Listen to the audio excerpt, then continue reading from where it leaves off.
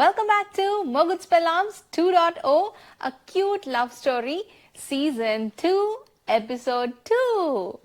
And ఈ episode లో summer break గురించి మాట్లాడుకుంటున్నాం కదా. బ్రేకప్ తర్వాత ఈ ఎగ్జామ్స్ హడావుల్లో అంతా బాగానే డీవియేటింగ్ గా ఉండి మర్చిపోయి బిజీగా చదివేసుకోవడం ఇదంతా అయిపోయింది. బట్ ఎప్పుడైతే ఈ సమ్మర్ బ్రేక్ స్టార్ట్ అయిందో, my God, all the feelings were back ఏమో. అంటే లోన్లీగా ఫీల్ అవ్వడము, ఆ, అంటే ఫ్రెండ్స్ ఉన్నారు కానీ లేరు టైప్లో అలా ఇలా ఉండేసరికి. అండ్ స్లోగా మా మమ్మీకి కూడా అర్థం అవుతుంది అనుకుంటా అప్పట్లో. అంటే ఏంటిది, ఎప్పుడు బ్యా అని ఫోన్లో చాట్ చేసుకుంటూ మాట్లాడుకుంటూ ఉండేది, ఇలా సైలెంట్ అయిపోయింది అన్నట్టుగా మా మమ్మీ కూడా అర్థమయ్యి ఏమైంది అని అంది. ఏం కాలేదు అని అన్నాను. అంటే తిండి తినడము ఇవన్నీ డిఫరెన్స్, మనలో ఉన్న డిఫరెన్స్ మన పేరెంట్స్కి తెలీదు, ఆబ్వియస్లీ వాళ్ళు గుర్తుపట్టేస్తారు కదా. సో అలా అడిగేది అప్పుడప్పుడు మమ్మీ అబ్జర్వ్ చేసి. ఏం లేదు, అంత ఫైన్ అని చెప్పేదాన్ని. దాని తర్వాత నాకు ఆ సమ్మర్ బ్రేక్కి మాత్రం అంటే హార్ట్ అండ్ సోల్ ఇట్లా బ్రేక్లో ఉంది కదా పెయిన్ఫుల్గా. దాంతో నాకు ఇంట్లో ఉండకుండా ఎటైనా దూరం వెళ్తే బాగుండు ఈ సిచ్యువేషన్ నుంచి అన్న ఫీలింగ్లో ఉన్నా. ప్లస్ మా అక్క చెన్నైలో ఉండేది. అబ్బా హ్యాపీగా అక్క దగ్గరికి వెళ్ళుంటే అన్నిటికీ సిచ్యువేషన్స్ నుంచి దూరం వెళ్ళొచ్చు అనుకున్నాను. బట్ ఆ ఏప్రిల్లోనే కదా మా అక్కకి పాప పుట్టింది, మై నీస్. దాంతో అక్క మాతో వచ్చి ఉంటుంది హైదరాబాద్లో. సో అటు వెళ్ళే ఆప్షన్ కూడా లేదు నాకు. ఇంకా పోనీ మా ఊరికి వెళ్ళి జనరల్ సమ్మర్ హాలిడేస్కి ఊరికి వెళ్తాం. బట్ ఈ పీజీలో ఉన్న వాళ్ళకి ఎలా ఉండేది, ఆడ్ టైమ్స్లో ఉండేది కదా. అందరికీ మే ఏప్రిల్ కాదు, ఏప్రిల్ ఎండింగ్ మే అంతా సెలవులు ఉంటాయి కదా పిల్లలకి. బట్ మాకేమో జూన్ జూలై సెలవులు అనుకుంటా, సమ్వేర్ జూనిష్ ఆ టైంలో ఉండేది సెలవులు. అప్పుడు ఎవరు ఉంటారు, ఎవ్వరు ఉండరు. దాంతో ఊరికి కూడా వెళ్ళలేము.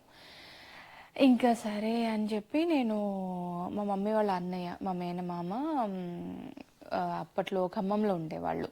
వాళ్ళ పిల్లలు నాకు చాలా చాలా క్లోజ్. ఆల్రెడీ మా చిన్న బావ తెలుసు కదా, మా కాలేజ్కి వచ్చి డాన్స్ నేర్పించడము.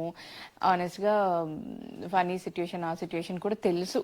మా చిన్న బావ ఓపెన్ అప్ అయ్యి ఎప్పుడు మాట్లాడుకోలే, బట్ ఒకే ఏజ్ వాళ్ళం కాబట్టి అర్థం చేసుకుంటారు వాళ్ళు, ఆల్రెడీ చూస్తున్నాడు కాబట్టి. సో అనుకున్నాం, నేను మా మమ్మీకి చెప్పి నేను మా అమ్మ వాళ్ళ ఇంటికి వెళ్తాను. జనరల్లీ ఎప్పుడు హాలిడేస్ ఉన్నా వెళ్ళేదాన్ని, 15 days అయినా.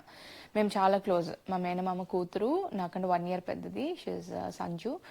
సో వెళ్దాంలే సంజుతో టైం స్పెండ్ చేయొచ్చు అని నేను మా చిన్నబావ కలిసి, ఇక్కడే హైదరాబాద్లో చదువుకునేవాడు కాబట్టి మా చిన్నబావ, మా మమ్మీ అంది మీరిద్దరు వెళ్ళండి అయితే మా అమ్మ దగ్గరికి వెళ్ళి టైం స్పెండ్ చేసుకోండి హ్యాపీగా, సమ్మర్ బ్రేక్ ఎంజాయ్ చేసిరా అని చెప్పింది మా mummy. I feel very happy.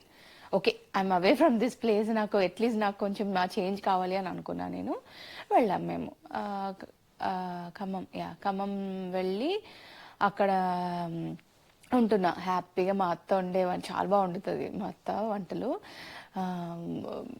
Food enjoy చేస్తూ అలా అలా అలా టైం స్పెండ్ చేస్తున్నాము. ఐ థింక్ 1 week తర్వాతనో 2 weeks తర్వాతనో నాకు ఈ అబ్బాయి నుంచి ఫోన్ వచ్చింది. నాకు అసలు దడ్ దడ్ దడ్ దడ్ దడ్ అంటుంది. అంటే మైండ్ ఏమో వద్దు ఆన్సర్ చేయకు అంటుంది, హార్ట్ ఏమో ప్లీజ్ ఆన్సర్ అని అంటుంది. అసలు క్వారలింగ్ మళ్ళీ నాకు హార్ట్కి మైండ్కి మధ్యలో.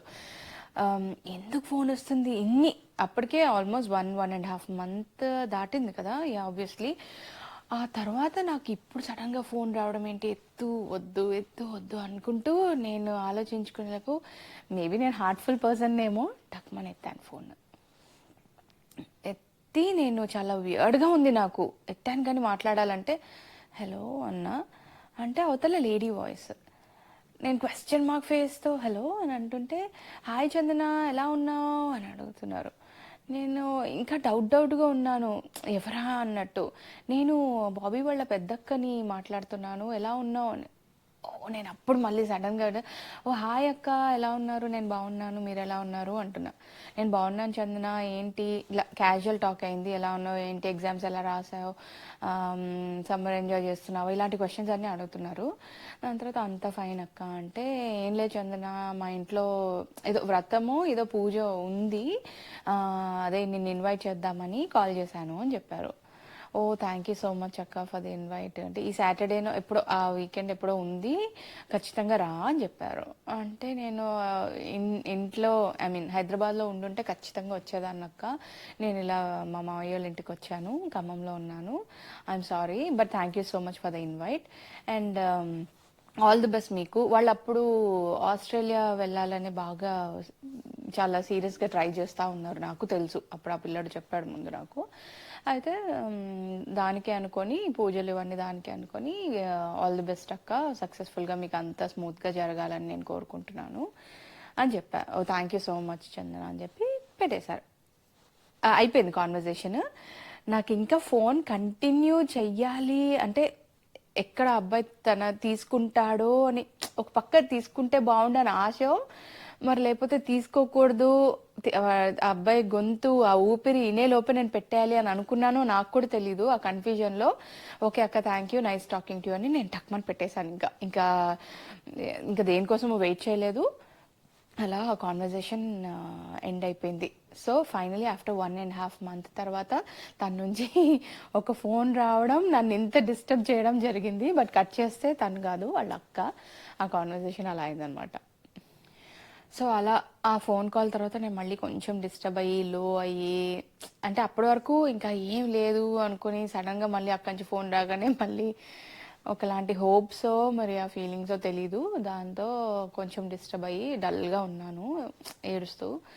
దాంతో నా కజిన్ సంజు వచ్చి అడుగుతుంది నన్ను ఏమైంది అని. మా చిన్బాబుకి తెలుసు, మా కాలేజ్కి వచ్చి ఇది చేశాడు కాబట్టి చిన్బాబుకి ఓపెన్ అప్ అవి మాట్లాడకపోయినా అర్థం చేసుకున్నాడు. బట్ గర్ల్ టు గర్ల్ మన కాన్వర్జేషన్స్ అన్నీ ఓపెన్ అప్ అయిపోతాం కదా. I had to actually went out the pain also. నేను వెళ్ళి మా అక్కకు చెప్పుకోలేను.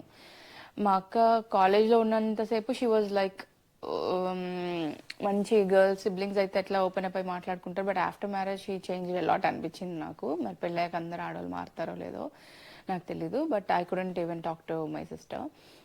దాంతో I wanted someone to lean my head on. అసలు నాకు అట్లా అనిపించింది అప్పుడు. దాంతో సంజుకి చెప్పాను ఇలా ఇలా సిచ్యువేషన్. అంటే దట్స్ ఓకే, ఈ ఏజ్లో ఇవన్నీ కామన్, లైట్ తీసుకో, జరిగేది జరుగుతుందిలే, నువ్వు ఫోకస్ ఆన్ యువర్ స్టడీస్ అని చెప్పింది. దాని తర్వాత ఓకే సరేలే లైట్ అనుకున్నా. డోంట్ వరీ, నేను కూడా ఎంఎస్ చేయడానికి హైదరాబాద్ వస్తున్నాను, హాస్టల్లో జాయిన్ అవుతాను, అప్పుడప్పుడు మనం కలుసుకుందాం, లెట్స్ చిల్ అవుట్ అని చెప్పింది. Then I was very happy. సరేలే అని అలా ఇంకా ఐ థింక్ వీక్ ఆర్ 2 అక్కడ ఉన్నాను. దాని తర్వాత ఆల్మోస్ట్ 2-3 weeks అక్కడ ఉండి మేము అందరం మళ్ళీ హైదరాబాద్ వెళ్ళిపోవాలి. సంజు ఎలానో జాయిన్ అవ్వడానికి వస్తుంది హైదరాబాద్, తర్వాత వస్తాను మీరు వెళ్ళిపోండి అంది. నేను మా చిన్నబాబు మళ్ళీ వెళ్ళిపోయాము హైదరాబాద్. వెళ్ళిపోయాము. మళ్ళీ ఇంకా ఐ థింక్ 2 weeks తర్వాత ఉందో ఏమో కాలేజ్. మేము ఫస్ట్ వెళ్ళిపోయాము. దాని తర్వాత ఒక 1 week తర్వాత సంజు కూడా వచ్చింది ఇంకా హాస్టల్లో జాయిన్ అవ్వడానికి. మా మామ వీళ్ళందరూ వచ్చారు. మేము అందరం వెళ్ళి హాస్టల్లో తను జాయిన్ చేయించి మళ్ళీ ఫ్రెష్గా మండే నుంచి వెళ్ళొచ్చులే అని చెప్పి వీకెండ్కి వచ్చేసింది. మళ్ళీ ఎక్కడోళ్ళు అక్కడ వెళ్ళిపోయారు. సో సంజు, నేను, మా చిన్న బావ, మమ్మీ, మా అక్క, డాడీ అందరం ఉన్నాము ఇంట్లో. అప్పుడు నర్సింగ్ అన్న ఫోన్ చేశాడు క్యాజువల్గా. ఏం చేస్తున్నా నన్ను, అవును బై ద వే ఈ ఈ క్లోజ్నెస్లో నర్సింగ్ అన్న స్టార్టెడ్ కాలింగ్ మీ చిన్న చిన్న అని పిలిచేవాడు. ఎప్పుడు చందు ఏం పిలిచేవాడు కాదు, ఎప్పుడు చిన్న చిన్న అని పిలిచేవాడు. ఎందుకు ఎక్కువ కనెక్ట్ అయ్యానంటే మా డాడీ వాళ్ళ డాడీ, మా తాతయ్య, ఇట్లా నేను డాడీ సైడ్ చిన్నదాన్ని మొత్తం అందరిలో. మా అమ్మాయినత్త, మా పెద్దనాన్న అందరి పిల్లల్లో నేను లాడ్లీ, చాలా చిన్నదాన్ని అందరికంటే. దాంతో మా తాతయ్య నన్ను చిన్న అని పిలిచేవాళ్ళు. నా ఇంటర్లో మా తాతయ్య చనిపోయారు. చనిపోయిన తర్వాత అప్పుడు బాగా ఏడ్చాను నేను, నన్ను ఇంకెవరు పిలుస్తారు చిన్న అని అప్పుడు అలా అనుకున్న తర్వాత కాలేజ్లో సడన్గా అన్ఎక్స్పెక్టెడ్ సిచ్యుయేషన్స్లో పరిచయమైన నర్సింగ్ అన్న వచ్చి సడన్గా చిన్న అని పిలిచేసరికి ఒకటి మా తాతయ్య కనెక్ట్ అయ్యాను. అండ్ ఒక ఒక మంచి బాండ్ కదా మా ఇద్దరికి. దాంతో బాగా అనిపించేది. చిన్న అంటే నేను అన్న అని పిలిచేదాన్ని. సో నర్సింగ్ అన్న ఫోన్ చేశాడు ఆ రోజు. సంజు, నేను, మా చిన్నబాబు ఇంట్లో కూర్చొని ఏదో గప్పే మాట్లాడుకుంటూ నవ్వుకుంటూ ఉన్నప్పుడు ఫోన్ చేస్తే మాట్లాడుతున్నా. అప్పుడు సంజుకి చెప్పా, ఇలా మా క్లాస్లో ఒక అన్న ఉన్నాడు, do you want to talk అని అడిగా. అయితే అమ్మో అంది. తర్వాత నేను నర్సింగ్ నా కజిన్ వచ్చింది, మాట్లాడతావా అని పరిచయం చెప్పేసి, యా అన్నాడు. అలా ఫోన్లో పరిచయం చేపించాను. ఒకటే నవ్వులు, జోకులు, మేము ముగ్గురం నవ్వుకుంటా నవ్వుకుంటా అలా కాన్వర్జేషన్ స్టార్ట్ అయింది. వాళ్ళిద్దరు క్లోజ్ ఫ్రెండ్స్ అవ్వడము, నెంబర్స్ ఎక్స్చేంజ్ చేసుకోవడము. మేము ముగ్గురం సంజు తర్వాత జాయిన్ అవ్వడానికి వెళ్ళిపోయినా మేము ముగ్గురము గ్రూప్ కాల్స్లో మాట్లాడుకోవడం, అలా అలా అలా ముగ్గురం చాలా క్లోజ్ అయ్యాం ఆ సిచ్యువేషన్స్లో. మొత్తానికి my life was slowly coming back to normal అనమాట. వేరే అదర్ నావిగేషన్స్ ఇలా అన్నతో మాట్లాడటము కానీ, ఫ్యామిలీతో కొంచెం ఎక్కువ క్లోజ్ అవ్వడం. ముందు కొంచెం గ్యాప్ వచ్చింది కదా, ఎప్పుడైతే ఈ చాట్స్లో మనం జనరల్లీ ఎప్పుడైనా అంత ఒక బాయ్ ఫ్రెండ్ ఉన్నాడు అంటే మన ఫ్యామిలీతో మనం కొంచెం దూరం ఏర్పడిపోతుంది మనకి. టైం ఎక్కువ వీళ్ళకి ఇస్తాం కాబట్టి అలా ఉండేదాన్ని. బట్ ఇప్పుడు now my things are coming back to normal slowly. But only thing was ఇంకా ఒక వీక్లో నాకు మళ్ళీ second year first sem start అవుతుంది అన్నప్పుడు మాత్రం ఒక్కటక్కమని దిగులు. ఎందుకంటే మళ్ళీ కాలేజ్కి వెళ్తే మళ్ళీ పాత జ్ఞాపకాలు, మళ్ళీ అనుకోకుండా ఈ పిల్లాడి ఫేస్ చూడాల్సి వస్తుంది, ఇవన్నీ సిచ్యువేషన్స్ కాబట్టి కొంచెం ఒకలాంటి టెన్షన్ మాత్రం ఉండింది, పక్కా ఉండింది. సో అలా మొత్తానికి మా ఫస్ట్ ఇయర్ అయిపోయింది, సెకండ్ ఇయర్ స్టార్ట్ అవబోతోంది. అంటే మేము సీనియర్స్ అయిపోయామన్నమాట. ఫస్ట్ ఇయర్ అంతా ర్యాగింగ్ చేశారు మమ్మల్ని. ఇప్పుడు we are eligible to rag people. But అసలు సెకండ్ ఇయర్ ఫస్ట్ సెమ్లో ఏం జరిగింది అనేది వచ్చే ఎపిసోడ్లో మాట్లాడుకుందాము. ఐ మీన్ అక్కడి నుంచి ఎలా స్టార్ట్ అయింది అనేది వచ్చే ఎపిసోడ్స్లో చూద్దాం. I hope you all are enjoying my story. See you all in next episode.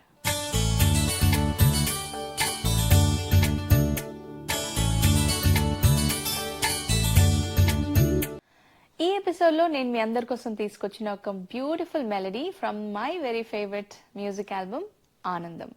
చిత్రమ్మ గారి పాడిన పాట మీ అందరి కోసం.